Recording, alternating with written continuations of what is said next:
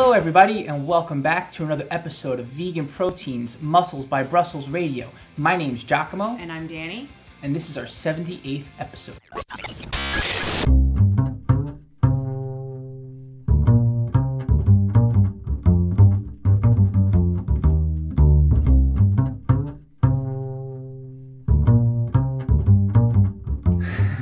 Hey everybody, welcome back and thanks so much for tuning in to another episode. Always great to have you here. Today, unlike most of our podcasts where it's just 𝐃𝐨𝐽 and I, like we don't talk to each other enough, we have a special guest here today. One of our very best friends, Robert Cheeke, is here today. I'm tired of talking to you, Danny. Let's see what else we can do with this podcast.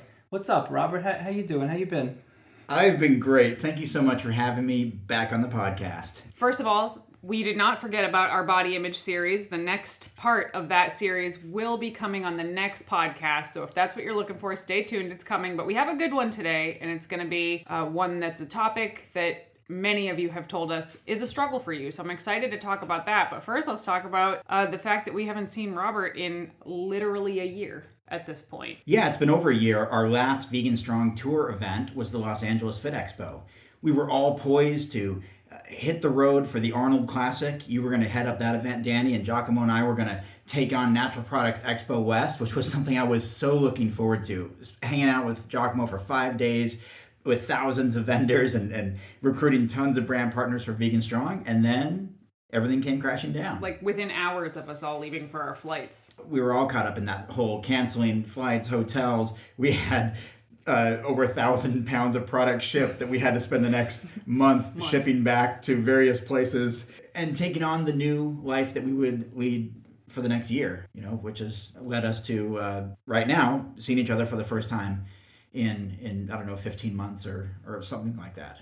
In hindsight, I'm glad all those things were canceled. But in the moment, it really kind of sucked, actually. Yeah, and it's obviously been a devastating year for so many people. And we've all had to pivot and do different things, which is what we've done with Vegan Strong. Yeah, honestly, it was so unpredictable when everything came crashing down back in February. And I remember thinking, what were we going to do? It was March. It was March? It's definitely March. February, March, who cares?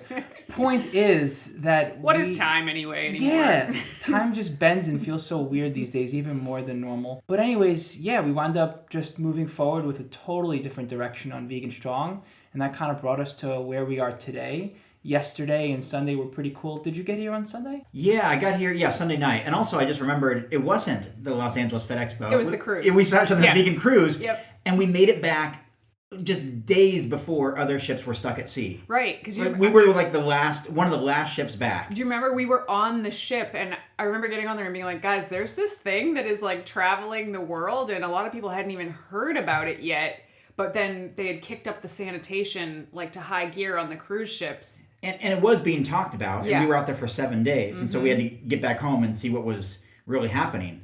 It was literally like a matter of days. Yeah. When we got home. The country shut down right after that. Yeah. We really dodged a bullet, actually, getting through that cruise and we could still healthy. be in the Caribbean. Yeah. We could be there for the last year, just out doing our thing. They might not have let us come back. Yeah.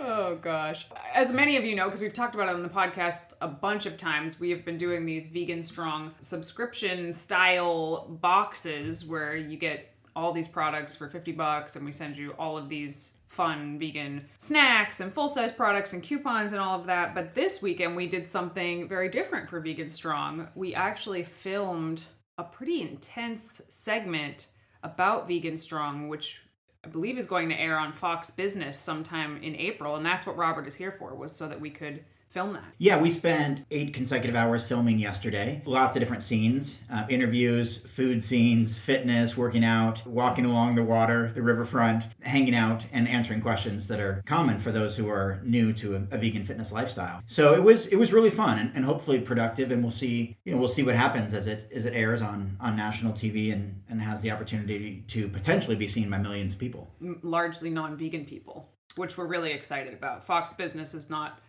where most of us would probably choose to put plaster our faces if given the choice. But really, it's actually kind of a great place to be if we're trying to reach people that don't know a whole lot about veganism and maybe believe some of the myths about veganism as they stand today.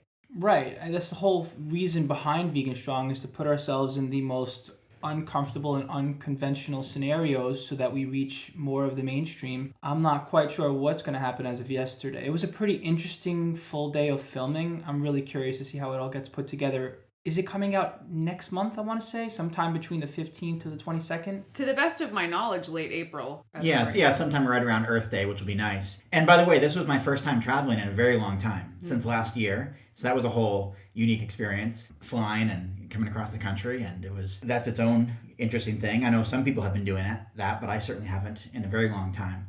I forgot to even check in for my flight properly, but I still managed an aisle seat in the back. It was great, and really happy to see you guys too in person after over a year, and all of us not doing a whole lot over the last year as far as social interaction. Yeah, you're like the first human we've seen that isn't each other in a year, basically. Other than my mom and the kids, I don't really think we've seen like any other human beings. So this was the most excitement we've had in a long time, which is kind of funny. Yeah, so basically we've been tag teaming and high-fiving one another virtually and showing up even though all kinds of stuff has happened over this past year. And I feel like that is kind of what we want to talk about today, is how all kinds of things can happen and life is unpredictable, but you can still be consistent and show up in everything that you do. That's something that I admire about you, Robert, is your tenacity, your ability to continue to persevere with the projects that you're truly passionate about. And why don't you tell us a little more about how you're able to adopt that mindset? Yeah, thanks, 𝐶𝐿, and I appreciate those kind words as well. And for me, those kind of things, showing up and consistency, have been part of my life since as far back as I can remember. I was always big on connecting the dots ahead of time. Like if I can work really hard at being an athlete and be the fastest runner that I can, this is going to serve me in other sports. It's going to serve me beyond my childhood days and maybe into adulthood and play sports collegiately or professionally or something like that. Same with school and academics, and same with so many other areas of life. I just kind of connected the dots ahead of time. When this pandemic hit, for example, I was in the middle of writing my new book, The Plant-Based Athlete. I took that opportunity. I wasn't traveling anymore on tour with both of you, like literally every single month with Vegan Strong. So I took that opportunity to say, how can I maximize the 1,440 minutes I have each day while I'm at home? So that's what I did. And I wrote and I wrote and I wrote. And I knew that if I can keep doing this, I'm going to finish this book and it's going to have this profound impact on a lot of people. Because this is my first really mainstream book. All the rest of my books have been self-published, and this one is with a major publisher and will be in every bookstore in America. And so, I did that. But all the while, we were still trying to keep Vegan Strong going strong. So I took your idea, 𝐶𝐿, that you mentioned something like a year and a half ago about doing some sort of monthly subscription box of Vegan Strong. And so we presented that, and the three of us, along with Susan, put this thing together. We pivoted. We couldn't tour anymore. We started recruiting products, making Vegan Strong branded items that were really popular, worked with over 100 companies, and distributed over 1,000 boxes in a short amount of time to people all over the country. And that has to do with the fact that we did show up time and time again with Vegan Strong. We had the connections with brand partners. We recruited other ones.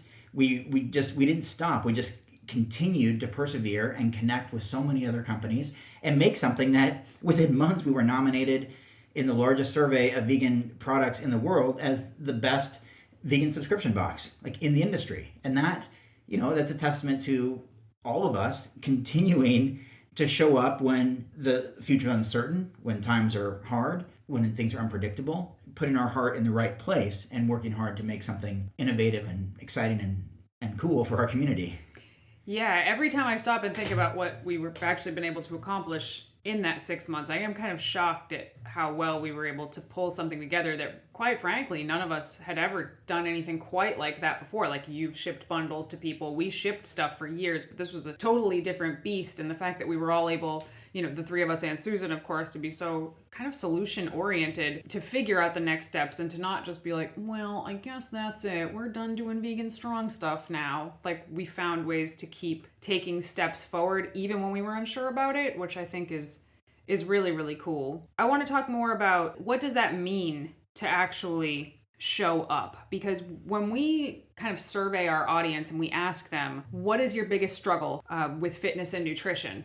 we expected people to say, I have a hard time getting my protein. I don't know exactly how much to eat. What body parts do I train on this day? That's what we anticipated. What we found, far and away, the number one thing people struggle with is consistency. They know what to do. They know how to eat. They know how to train. They struggle with actually doing it day after day. And it's a really hard thing to try to explain to people how to be consistent. So if you were to try to put that into your own words, from your own perspective, how would you explain that to somebody that's struggling with it? In a nutshell, it's finding meaning in the process. So what does the destination or the end result or the final product mean to you? And it may sound cliche, or it may sound like, too much to comprehend or too cheesy or whatever, but that's it. If you care enough about the end result, you show up day after day to get there. I mean, that's how you go through school. That's how you go through and accomplish a specific goal. That's how you become a champion athlete. That's how you lose weight. That's how you gain muscle. That's how you excel academically. That's how you build something. Think of it as like, I'm just thinking of this on the spot, but think of it like building a freeway or something. This is going to be something that connects major cities, but you can only work on a tiny little chunk at a time. It's going to take years, if maybe decades, depending on the size of the project, building bridges and all this stuff. But you do those incremental steps every single time, and soon you have a freeway, or you have a bridge, or you have a book, or you have a documentary, or you lose weight, or you build muscle. But you have to really be focused on that finish line. If not, why bother? Right. Why get out of bed and try? There's so many other things that reach our pleasure senses, including relaxation and watching television, watching our favorite movies.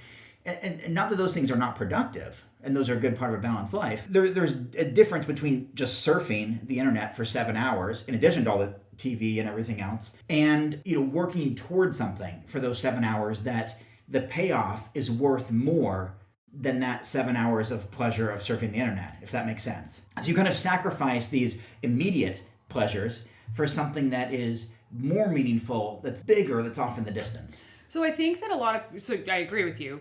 I think that a lot of people understand that concept. Like, they know, like, sacrifice a little now for a lot more later. But then, it's 3:00 and it's time to go work out, and they're like, I can do it at 4.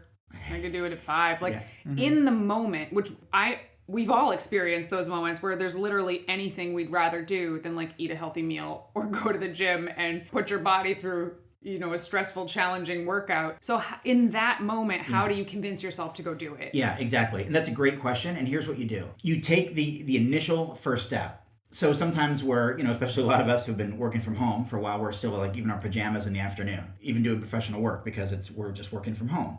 So it's first changing into, let's say, your workout gear. Just change into it.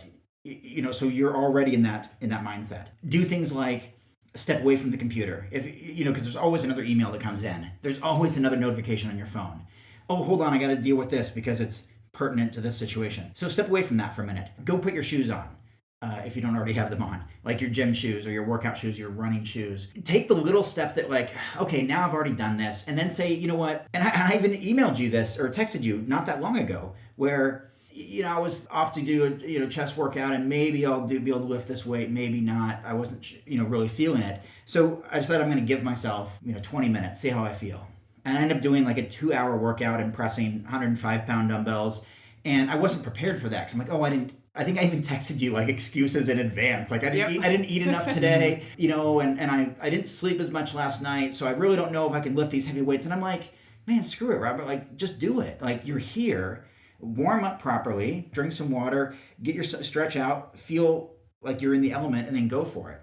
And so it's those little tiny things that are as simple as in that moment of decision making. My favorite basketball team is playing right now. Like in my case, like I really want to watch this, but I'm going to go ahead and change into my workout clothes, which are slightly less comfortable than relaxing clothes, and put my shoes on, which now I can't lay on the couch.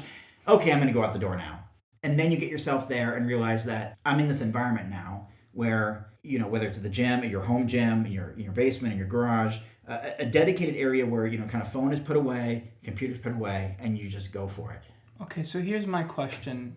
I'm hearing that the details are there and you focus on them. You get out and you make sure that you do what you need to do and still know that you can focus on the finish line. But my question to you, Robert, is what happens when you start to focus in hindsight on all those details and realize that perhaps they weren't getting you to the finish line that you envisioned? How do you accept that the evolution of a project that you were working on, or a personal passion, or your job, or whatever it is, how do you accept the fact that the evolution and the finish line that you were looking at isn't necessarily going to produce the outcome that you had hoped for?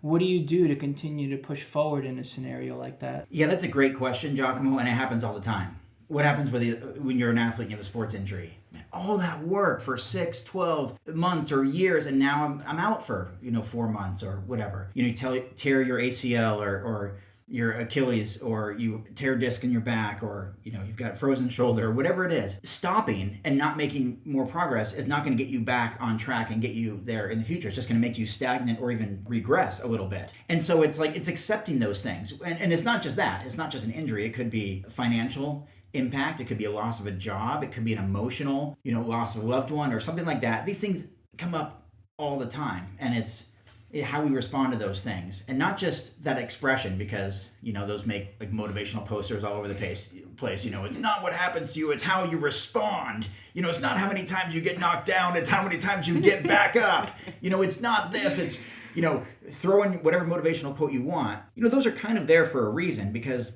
that's how a lot of people have responded to these things. So yeah, sometimes you realize, man, I've been working at this so long and it's just not working out. But stop. But if it's meaningful to you, stopping and giving up and quitting isn't going to get you there either. So you decide, is this actually important to me? And then you make that decision. And so if I have someone in my life going through that right now, doing a higher education program, seeking a master's degree, but it's going to take years to do. Do I want to keep doing this? The stress of this academic higher education challenge on a daily basis, is it worth it for something that's 5 years away? Well, you have that conversation. What does it mean to me? What's that going to feel like, at graduation, or with that, or with that title or whatever? And maybe you say, you know what, I would rather not deal with the stress the next 5 years and do something a little bit different. And that's when you just restructure, reprioritize, and pick something new. You haven't always been a bodybuilder.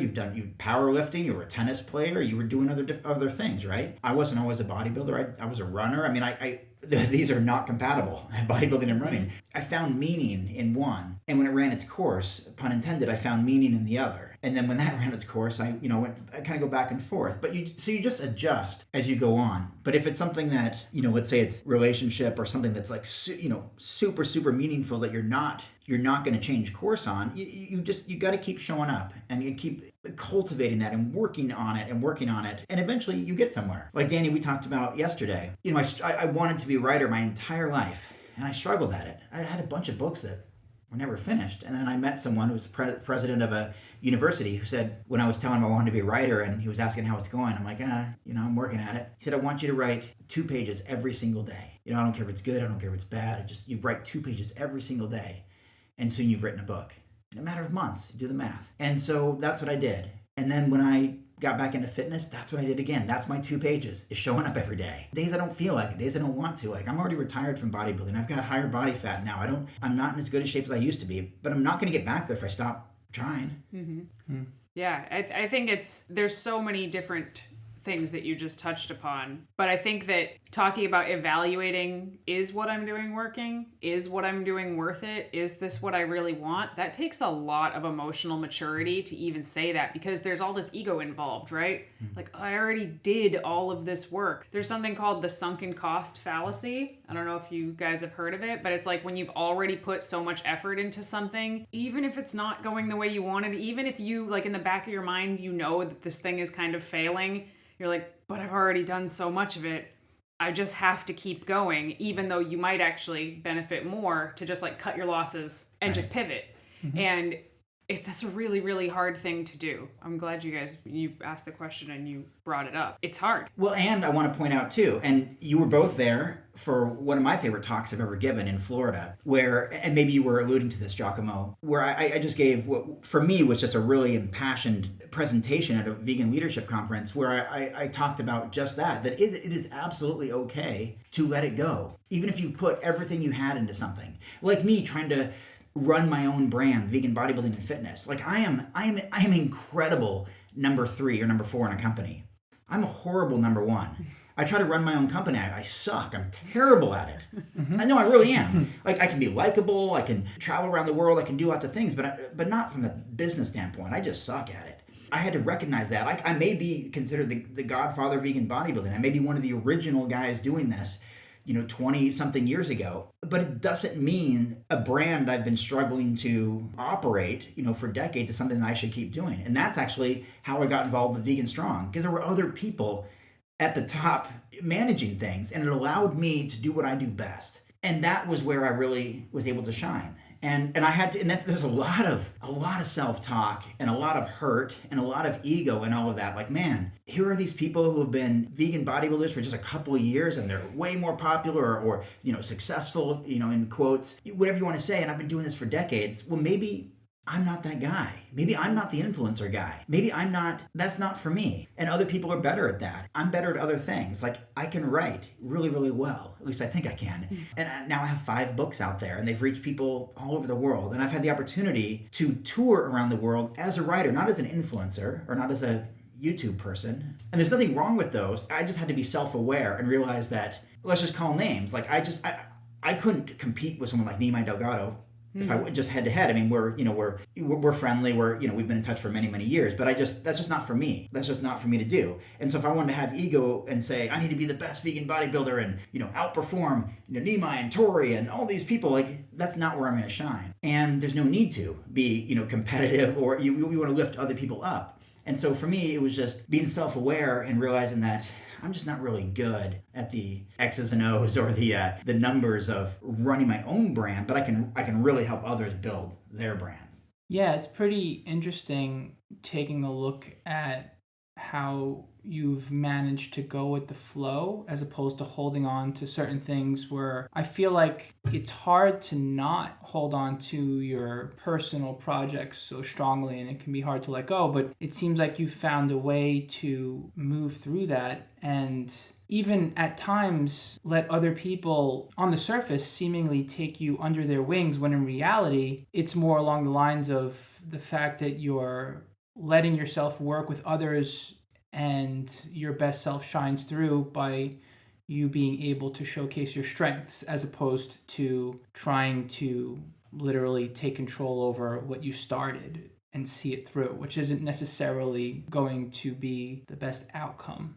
Well, I think so many people spend too much time, maybe they've been instructed to do so or taught to do so, spend so much time trying to bring up their weaknesses in order to balance themselves out, when what they really could do is really invest into their strengths and really just push themselves and propel themselves forward with that. And I think, there's all kinds of things that we can work on with ourselves to balance out our careers or professions or personal profiles or whatever you want to call it. But I think sometimes it's more productive if you find out what you're really good at. Like for me, it's writing. And even when it comes to training, I'm in okay shape, but I'm just never going to be this great bodybuilder. And I mentioned just on another podcast the other day that, people still call me, and I appreciate it, the godfather of vegan bodybuilding, but I was really never that good. I was just early. I wasn't a great bodybuilder. I really believe that I was. And you were very vocal and passionate about it. Yeah, I was that took you very far. Right. And I got criticized pretty heavily. I deserved it because I was in my 20s, early 20s, and I thought I was the next big thing. This is like early 2000s. Early internet, early forums, yeah. MySpace. 𝐿 remembers that. Maybe early Facebook, and I thought I was like the next big thing. I even made this comment one time. It's silly, but it was also like 20 years ago, where I was getting criticized, especially by a lot of the European vegan athletes who didn't have as much self-promotion and ego as the American vegan athletes. And this is, again, 20 years ago. So they were kind of criticizing me, I think even on my own website. And I said, well, I made something along the lines of, well, it's like when, all golfers are pretty good, but then Tiger Woods comes along. What's up now? I had that ego. I had that, I'm the new Tiger Woods here. I'm taking over this thing. And I was already there originally anyway. But I wasn't really that good. I was very loud. And like you said, I was vocal. And I gave a bunch of presentations and all that. But those end up, in a funny way, as we talked about last night at dinner, that served me well too when it came for me to get bigger opportunities, like with Vegan Strong and touring around Asia and Australia and Europe. It's because I had been so vocal for so many years. And even though I wasn't great, I was always out there flexing and all that. And so when people thought, hey, I need a vegan athlete to speak at my event, my university, my big festival in Sydney, Australia, like, oh, this Robert guy, he's one of the few out there that's all over the internet. I'm going to pick him. And now it's obviously a much busier and noisier internet world, and I've been... Smaller fish in a bigger pond. Exactly, exactly. Mm-hmm. And that's okay, because that means the movement is doing the right thing. Exactly. That's been like the big paradox that you, just as business owners, as vegan athletes ourselves, it's such a weird thing, because it's like, man, once upon a time, we were the only place you could get vegan protein powder. Do you remember? And, you know, that was something we had to face, was, you know, not that we were bad at owning a store or whatever, but just that the world didn't need us anymore. If I can walk a mile from my house in Haverhill, middle of nowhere, Massachusetts, and walk in a CVS and buy a tub of vegan protein powder, who needs our little specialty store anymore? And we had to face that and realize, you know, maybe we should pivot here. It turned out to be one of the best things we've ever done. But the fact that the community grows bigger and bigger is something we're really, really happy about. But there are also downsides to that too. Not just from a personal perspective, but also not all of the people in the community have people's best interests at heart. Yeah, and some people, you know, I think it's fair to say, you know, some people have their own interests at heart. For sure. Where I can remember being someone who's vegan since the 1990s, mid-90s, 95, 96, 97, that era, where the community was so much smaller that we all seemingly had the same motives, the same interest, was reducing animal cruelty any means necessary. It was a lot of different things. It was education. It was little booklets and literature. It was protests. It was writing to Congress people, or you're writing to your local representative. It was getting laws passed. You know, a lot of this was like, really, a lot of it was like structural change. It was like trying to get laws passed, and really meaningful stuff. And it's, over time, it's grown into much more of a personal ego thing, where by identifying with veganism, you can really raise your reputation. You can elevate yourself. Yeah. Again, which is great if that is used in super positive ways. And I'll tell you, one of the hardest things about writing my recent book, which I've been working on for years, in fact, all the way back to 2013, I submitted a proposal for this very book to tell the compelling stories of the world's greatest plant-based athletes. Almost got published back then, but it didn't. And so I revisited it in 2018, and here we are. It comes out in June. One of the hardest parts was that I wanted to tell these stories about all these compelling plant-based athletes, including many that I met, Mike Tyson and all these others. Well, it turns out, a lot of the celebrity type athletes didn't stick with it. Right. I mean, NBA stars, whether it's, like I said, Mike Tyson or Serena Williams, who's off and on. I was still able to interview a lot of great people, Rip Esselstyn and Brendan Brazier and Scott Jurek and Rich Roll and Fiona Oakes and 𝐃𝐨𝐧'𝐭 Bausch and Megan Duhamel and all these people. But I was initially going after these big superstars who have used vegan as a label, but were no longer vegan, and in fact sometimes went back to being pretty non-vegan. Right. And so it's just a different environment now, and we've all had to kind of course correct and adjust and adapt to it and still be true to ourselves. And that's where, again, I think the consistency and showing up aspect, again, has served me well with this new book, for example, where you could easily say, Robert's washed up, he's kind of old news, he's just not on everyone's radar anymore. But because I had spent all those years touring, speaking, meeting key people, I've been a speaker on the Vegan Cruise for 10 consecutive years. I know you've been on there for years now too, with the biggest names, Dr. Campbell and Esselstyn and Greger and Barnard. Like, I've nurtured those relationships for decades. And so now, when I do have a new book, it's very likely going to do very, very well, and has been endorsed by some of the biggest names, including, the Mount Rushmore of the vegan world, like John Robbins from Diet for New America, who endorsed the book, and T. Colin Campbell and Caldwell Esselstyn, and people who are some of the biggest figures. But that's because kept going, kept showing up, kept writing, even though I wasn't selling as many books and people weren't as interested. Well, I mean, that's the thing. If you're always looking around to see how other people are performing compared to you, we did talk about this on the last episode, which is about body image. right? Which is something everybody in the fitness community struggles with, I feel. Whether you're brand new or you've been in it for years, everybody struggles with their body image. But this goes across all platforms. If you're constantly looking at the guy next to you, being like, man, he started way later than me and he's doing way better than me, and you let that like seed grow in your head, it can just stop you. It can just make you feel like, well, why bother? Why am I even doing this? You really do have to have blinders on, and you can be aware of things that are happening around you, but at the end of the day, you have to keep putting one foot in front of the other, taking it like one day at a time, one challenge at a time. And if you don't quit, you can only end up further ahead than you were. And that's really the best you can ask for. You will never have the same circumstances as the guy next to you, and you can bet your ass there's somebody out there that wishes they had the same circumstances as you. Like, everybody's at a different place, and it's just about those small steps forward, those little things you do every day that ultimately get you, hopefully, closer to where you want to be. And knowing when to be able to pivot and do different things every day that are also little things that will add up to whatever it is that you're continuing to chase after, which for you is, for as long as I've known you, I don't know when this started really, maybe you can clarify. It's been writing. I mean, when did this dream really begin? Yes, that's it. You've known me for a long time now. In fact, when you guys moved to Portland, I didn't even hang out with you guys as much as I could have because I was busy writing. I just locked myself in a room, and I was dating people. I had great roommates. I had best friends around me, and I still was like, I'm going to write. Just like when I worked on cruise ships. I mean, I worked with people from 55 countries. I was traveling around the world, and I would sit in my room and write. I could have been down having parties. So it's a different Independence Day every day when you have people from 55 countries there. It's someone's Independence Day every day. There's parties, there's music, there's fun.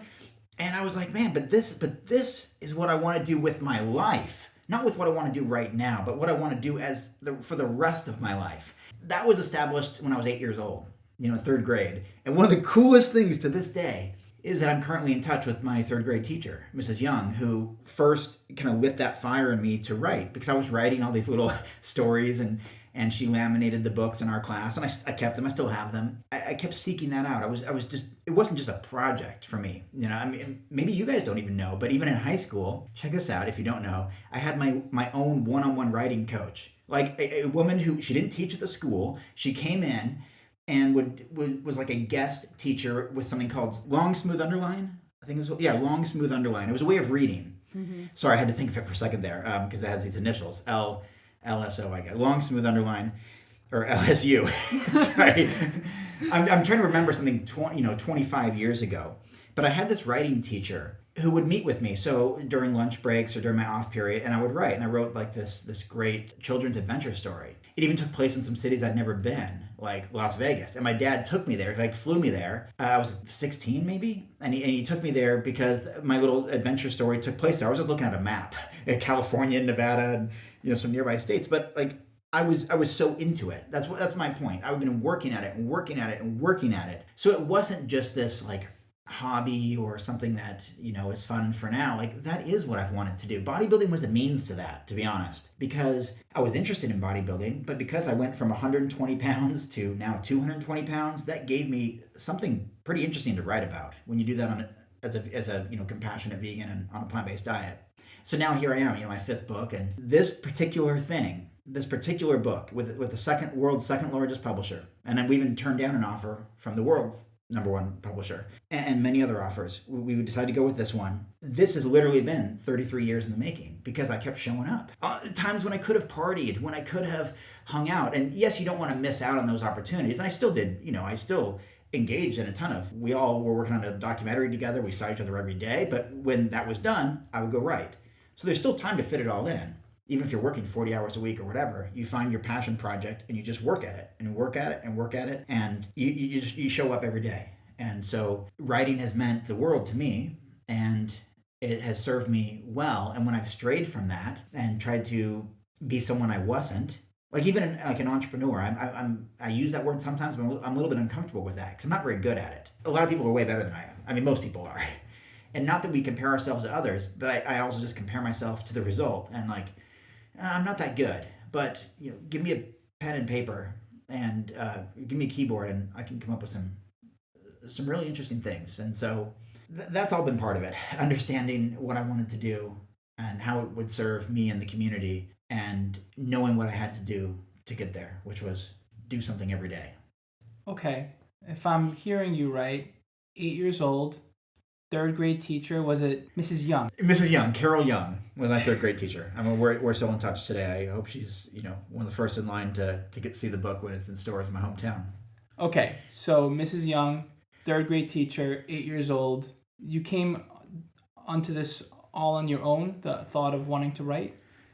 Well, that's the interesting thing. So my father has written about 15 books, college textbooks. So not necessarily this kind of writing that I was doing. I was mostly writing kids' books, and of course I was a kid at the time. But there's no doubt my dad had some sort of influence on me, because I would see him writing at night in his office. And I was less than 10 years old, but I kind of remember it and thinking like that sounds fun. And I'm sure part of it is also genetic or some sort of, DNA.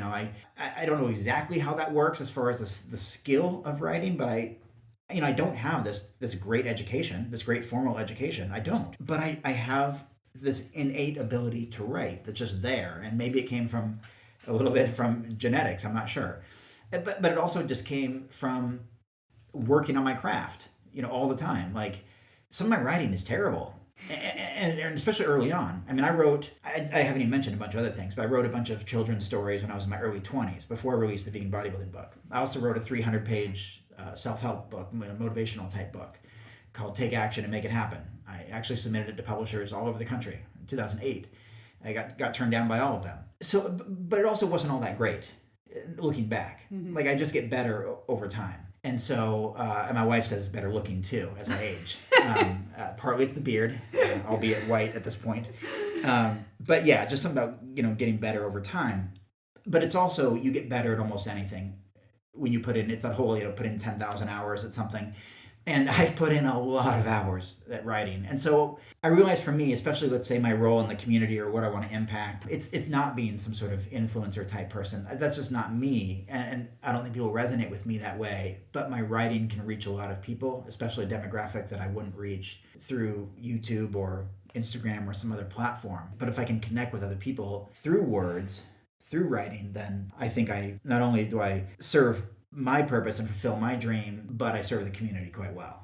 I just want to add to that I think not only are you good communicating with people through writing, I also think you're the type of person that is best experienced in person. You know what I mean? Like, I've met lots of influencers who are super famous and popular, and then you meet them in person and they're a goddamn wet blanket, and you're like, how does anybody like you? I don't understand. But they just pop on a camera or behind a microphone or whatever. But some people are kind of on camera, and then you meet them in person and you're like, hey, you're pretty awesome. I wasn't expecting you to be so awesome. And I feel like that's a tremendous skill, and I feel like it's a skill that as we move forward generation to generation, I actually think we're going to be seeing less and less of people that just in person, they just like radiate this energy that you want to be around. Don't sell yourself short. That's all I'm saying. Well, I appreciate that, and something most listeners, probably 99%, don't know, is that I've actually struggled a lot with anxiety. So that's hard for me. I'm even right now, so I apologize to your floor, I'm picking calluses off my hands while we record from lifting weights, because I look at my hand. Let's see how sweaty that is. Mm-hmm. I actually struggle in person these days, which made the Vegan Strong Tour actually quite hard for me, where I did my best to be almost like the behind the scenes guy. You remember the early days of the tour? I wore the collared shirt, the long sleeve shirt, the fancy shoes, and you guys are all in tank tops and muscle shirts, because engaging with the community was a little bit hard for me at that time. And it's something I've been dealing with for about 6 years now, this anxiety thing, where it certainly wasn't there when we were doing vegan vacation and vegan bodybuilding stuff. Nope. And when I had my own YouTube thing going on, and I was the obnoxious guy who always had to be the center of attention. Do you look back at that and like cringe at all? Of course. Okay. Of course. But also, like, ego was out of check at that time for me in my life. I was also a class clown all throughout, in high school and beyond high school. And I just couldn't keep my mouth shut. It was part of my personality to be loud and silly. And yeah, I mean, you sent me this video the other day of me hawking newspapers with me on the cover in Portland, like, and and being silly. Yeah. I was a silly person. I think it was also the time. I mean, I was in my early to mid 20s. I was a comedian. I did stand-up comedy for a while. I was this free-spirited, nomadic type guy. Bodybuilding fit my personality, being center of attention and posing and flexing and being on camera and being on stage. And then I've just been slowly getting more and more introverted as I think I've dealt with a lot of expectation where, it's like those kids who peak in popularity in high school. Oh, don't I know those kids? And never, and they never, I find them all on Facebook now, and they never seem to pass that peak. That was almost like for me. Pause. In a way, I feel like I was that way in the early years of vegan bodybuilding because I was the number one guy, essentially. Mm-hmm. I wasn't the best, but I was the most well-known at the time. Even my first book says world's most recognized vegan bodybuilder on it because that was fundamentally true. I was in newspapers all the time, magazines all the time, interviewed by all these big platforms. I had the most popular website, veganbodybuilding.com. I worked with Brendan Brazier in Vega, and I toured around the country, and I spoke at major universities and colleges, and that was my heyday. Whereas now, I think a lot of influencers who have the hundreds of thousands of followers or millions of followers and are really popular in today's medium of media are in their heyday. I didn't adapt as well. And I'm not the only one. Look at one of the only bigger name vegan athletes, period, at the time, not bodybuilder, but just overall athletes, was Brendan Brazier. He's not a big influencer guy now. He's a much more behind the scenes guy. He's also 46 now, and I'm 41. We had our day where Brendan and I really ran that vegan community for a while. And you guys were a big part of those early days as well, like with VeganProteins, when you guys came on the scene with, your online store presence and all that. And what you guys did with Plant Built was innovative, and no one had ever done anything like that, and it was big, and that's probably hard to replicate again. You could, but it's like it was that moment. We were just talking about this the other night. We were literally like, I feel like if we were to try to do Plant Built for the first time right now, it just wouldn't have had that same magic as when we first did it because it was like mind blowing in 2013. Yeah, it was it was the time. That's the thing. And that's true for all of these different things. Even like the documentaries of today that are reaching tens of millions of people. We're ready for that now. Yeah. We didn't have things like Netflix decades ago. We didn't have some of the platforms now. We didn't have podcasts that certainly weren't mainstream 10, 15, 20 years ago. Yeah. Where now this is a super common medium. Though I feel at times that I was early, I don't want to say ahead of my time or anything, but I was early and I'm less relevant now. Again, that doesn't mean that I quit. Right. Veganism is still as important to me now as it ever was.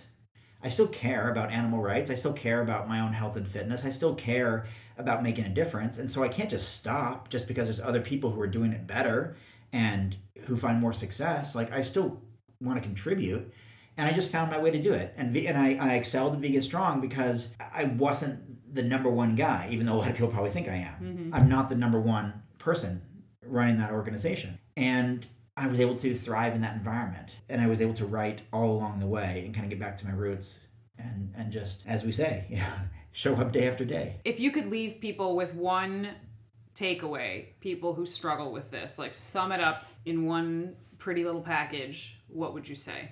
What do you want to do for the rest of your life? Not what you want to do for the rest of the year or for the rest of this decade or whatever, but what do you want to do for the rest of your life? And how can steps you take today and tomorrow and a month from now and a year from now and 2 years from now help connect the dots to where you want to be? Because the rest of your life is a long time, where the immediate future is a very short time over the next year. Making these small incremental goals, but what's off in the future that that really tugs at your heart, that you're super passionate about, and not some far-fetched thing, but the dots you can connect all along the way that get you there. That's what I would encourage people to think about. What means the most to you? And then determine what steps need to be taken on a daily, weekly, monthly, yearly basis. And if you do those, if you show up, if you're consistent, if you connect those dots, you get there. I love that. I think that's really going to be helpful to people. Yeah, for sure. Robert, we're so happy that we could have you here on this podcast. It's always wonderful to see you in person. Hopefully the world will be a little more normal in the next few months and we can see each other more frequently. But I hope that our listeners enjoyed this. If you have any questions or anything that you have for Robert, you can email them to us. We'll pass them along. Maybe he'll be able to respond to you. We'll see. Yeah, just so happy to have you here, man. Robert, can you tell us where we'll be able to get a copy of your book and when it comes out. A little Yeah. more about that. Yeah, thanks, 𝐿𝐿𝐿, and thank you for the kind words, Danny. And I also want to say, it's to the audience, you're welcome. I didn't cry this time. I forgot. And not only am I a crier on your podcast, I just tend to be in general pretty emotional, sensitive guy. My new book, The Plant-Based Athlete, is out June 15th in stores everywhere, and it's crazy to think that it's going to be in places like Walmart. Okay, there we go. You spoke too soon. No, Target, Barnes & Noble, everywhere. We're super excited. We already pre-ordered a copy on Amazon, Yep. so we can't wait to actually walk into a store and pick it up off a shelf. Okay, wait a minute. Yeah. Pause. Are you telling me you can go on Amazon right now and it's still there to pre-order? Yeah, it's Okay. on sale on Amazon right now. And actually, every single pre-order helps towards making the bestseller list. And so, I know I told you both, like if people are only going to buy one copy, the best way to do it is in stores. Those sales just mean the most as far as making a bestseller list because they're coming from a brick and mortar store. You can't manipulate or fake that as easily as you could, like, with Amazon. You're just buying hundreds of copies of your own book with a credit card, Right. or having friends do it. The best time is June 15th to June 20th or so to get it in the store, but I would certainly love if anyone pre-orders, and if you do, you can also submit your email address to get bonus material, bonus digital downloads, and all that stuff. And I do have a co-author, Matt Frazier from No Meat Athlete, and that's support@nomeatathlete.com. People send their receipts too to show their proof of pre-order, and they get a bunch of bonuses that will be out in the coming weeks. Very cool. Well, I know you have to get to the airport pretty soon, so we won't keep you any longer, but we really appreciate having you and hope you have a safe flight and hope that we get to see you soon. Always a pleasure, friend. Thank you. And let's do a video sometime when I'm actually at a store like Walmart or Target, and I have this 33-year goal in the making right behind me, and I think that would make a fun little. We can do a live video or something like that. Yeah, that would be awesome. Thanks for having me. Appreciate it.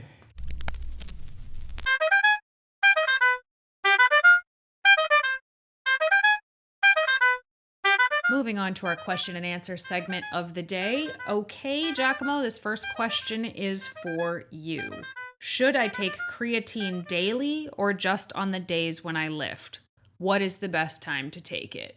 Creatine, you want to take daily, and there's no reason to stop taking creatine as long as you're lifting. There's no reason to load it in either. Your creatine stores will eventually become saturated. I find that when people load in creatine, they wind up having digestive discomfort just to get it in their system a little bit faster. The idea is to just load it in over the course of a week or two by taking normal 3 to 5 grams, depending on your body weight. I'd say like under 150 pounds, anywhere from 3 to 4 grams, over 150 pounds, anywhere from 4 to 5 grams, as a general baseline rule of thumb of how much to get in. To answer your questions, you take creatine every day. Creatine is excreted out of your system slowly over time, and yes, workouts do make it so that you use your creatine stores a little faster on those days, but in general, you always want your creatine stores topped off. So as long as you're taking in the appropriate dose every single day, your creatine stores will always be topped off. Take your creatine daily. To answer your second, or moreover, the second part of your question, as far as what time of the day to take your creatine in, it honestly doesn't matter. Again, to my earlier point, as far as what time of the day to take in creatine, it doesn't really matter because as long as you're topping off your creatine stores, whether you get in at 12 o'clock at night or 8 in the morning, it's still going to be you topping off your creatine stores with every dose that you take every day. I mean, theoretically, you'll absorb whatever you put into your system after your workout faster, but as far as creatine goes, it's pointless because you're literally just making sure your stores are always topped off, and you're usually tapping into your creatine stores that are already saturated as opposed to what time of the day you're getting them in. This question's for you, Danny. My first attempt to make tempeh was an epic fail. True Foods makes it taste like bacon. Mine tasted like cardboard after trying to air fry it. I didn't use a recipe and didn't marinate it. I am clueless how to cook it. Okay, yeah, so tempeh is a unique food. It's not like any other food I've ever had, actually, and it can be a little bit of an acquired taste, but there's also a bit of a learning curve on how to cook it. So you can just take it out of the package and cube it and toss it in the air fryer, and there have been times where I've done that, but it's not going to taste the best that way. So if you're trying to learn how to make tempeh and enjoy it, one thing that can be really helpful is to steam the tempeh before you do anything else. Steaming kind of cooks out some of the bitterness and allows it to absorb a marinade better. You can also steam it in the marinade itself. I have found that this really, really lets the tempeh kind of suck up the flavors of that marinade. And then after it's steamed, you can cut it into the shapes that you want it into, whether it's strips or cubes. And then you can cook it really however you'd like. So if you air fry something, it's going to be crunchier. But if you pan fry something, you mentioned bacon. If you pan fry something with a little bit of olive oil, that's going to give it more of like a bacon feel to it. Like bacon has a particular mouthfeel that's a little bit oilier, right? But as far as making the flavors of bacon, anything that is salty, so soy sauce, tamari, Bragg's, that's going to help a lot. Smoky, so a little bit of liquid smoke, a little bit goes a long way. I like to use a little bit of garlic and onion powder in there and like a touch of maple syrup. And that is my basic bacony, smoky flavored marinade right there.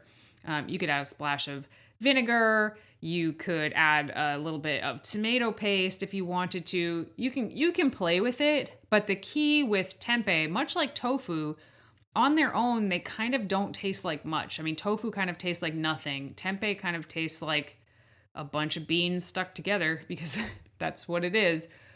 But that is what I would do to inject the most flavor possible into the tempeh itself, is I would steam it in that marinade, then slice it how I wanted it, and either pan fry it or air fry it from there.